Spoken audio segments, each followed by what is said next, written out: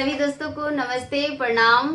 जय माता दी। आज हम लोग लेके आए हैं माता रानी का बहुत ही प्यारा सा भजन, और जैसा लगे कमेंट के माध्यम से बताइएगा। अच्छा लगे तो लाइक करिए, अगर चैनल पर नहीं है तो सब्सक्राइब करिए। चलिए दोस्तों, सुनते हैं माता रानी का प्यारा सा भजन पचरा गीत। के कडोलावाया वेला सांझे से साबेरावा हो, के करा डोलावाना आवे खाड़ी दो पहरिया हो, के करा डोलावाना आवे खाड़ी दो पहरिया हो, के करा डोलावाना के कडोलावाया वेला सांझे से साबेरावा हो, के करा डोलावाना आवे खड़ी दो पहरिया हो, के करा डोलावाना आवे खड़ी दो पहरिया हो, के करा डोलावाना काली डोलावाया वेला सांझे से साबेरावा हो, भागवती डोलावाना काली डोलावाया वेला सांझे से साबेरावा हो, भागवती डोलावाना हो, भागवती डोलावाना आवे खड़ी दो पहरिया हो, भागवती डोलावाना आवे खड़ी दो पहरिया हो, भागवती डोलावाना के कडोलावाला गोल लाला रंगो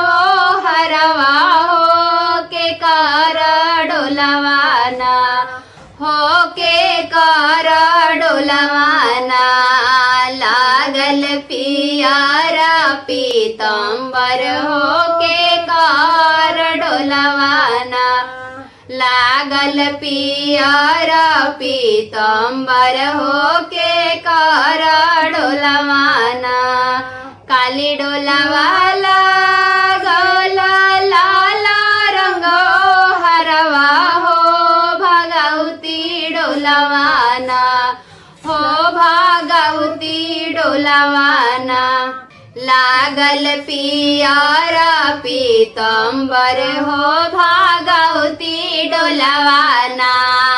लागल पियारा पीतम्बर हो, भागवती डोलावाना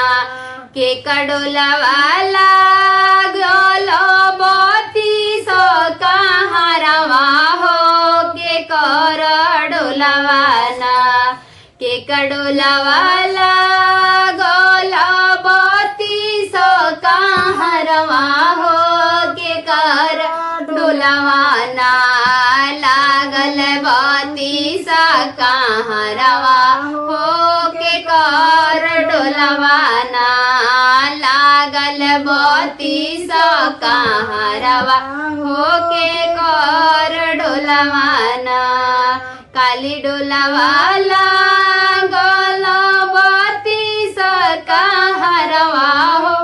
भागवती डोलावाना काली डोलावाला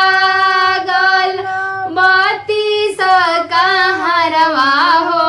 भागवती डोलावाना ओ भागवती डोलावाना लागल बोती सा कहारवा हो, भागवती डोलावाना लागल बोती सा कहारवा हो, भागवती डोलावाना। थैंक्स फॉर वॉचिंग दोस्तों।